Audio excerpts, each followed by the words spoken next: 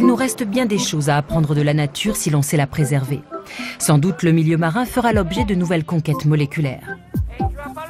À Saint-Jean-de-Luz, on assiste chaque année à un étrange balai. C'est notamment ici que se ramasse l'algue rouge, le Gélidium sesquipédale, qui dans son cycle naturel vient s'échouer sur les plages du Pays Basque. Une fois ramassée, de la fin de l'été jusqu'en février, elle sera séchée en plein champ au soleil pour mieux être stockée et conservée. Les laboratoires de Biarritz lui ont découvert bien des vertus. Historiquement, on l'utilise pour en extraire un gélifiant qui s'appelle l'agar-agar ou agarose. Nous, on a donc développé des projets de recherche, le premier ayant abouti à un extrait antioxydant qui vient compléter nos produits solaires et donc aider notre organisme à se protéger contre ces radicaux libres. Alors on a un premier brevet qui est publié, nous sommes en train de rédiger notre second brevet sur un deuxième projet, un deuxième extrait à base d'algues rouges et je l'espère, d'autres projets sur peut-être d'autres organismes marins aboutiront aussi au dépôt de brevet. Oui. L'histoire des laboratoires de Biarritz commence il y a 3 ans par une intuition. Muriel et Jean-Marc Dubois ont l'habitude de venir surfer en Pays Basque. Ils s'interrogent alors sur la possibilité de se préserver du soleil sans altérer l'environnement. Et si cette protection venait de la mer ? C'est pourquoi ils se sont penchés sérieusement sur le potentiel de cette algue rouge.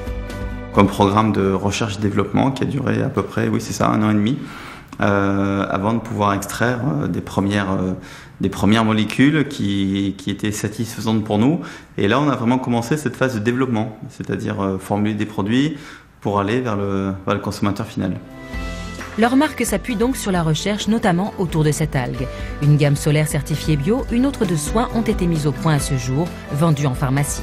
Peu à peu, leurs produits se font connaître. S'appeler laboratoire de Biarritz, ça aide, parce que Biarritz est un attrait particulier pour beaucoup de personnes.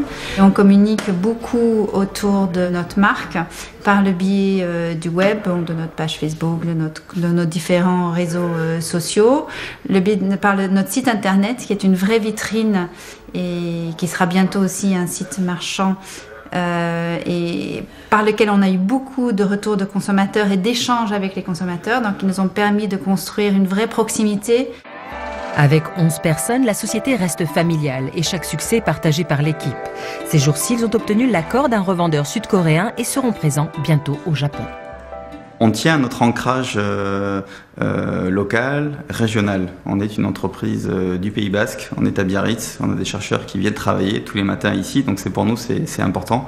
L'ancrage régional, c'est fondamental dans notre ADN.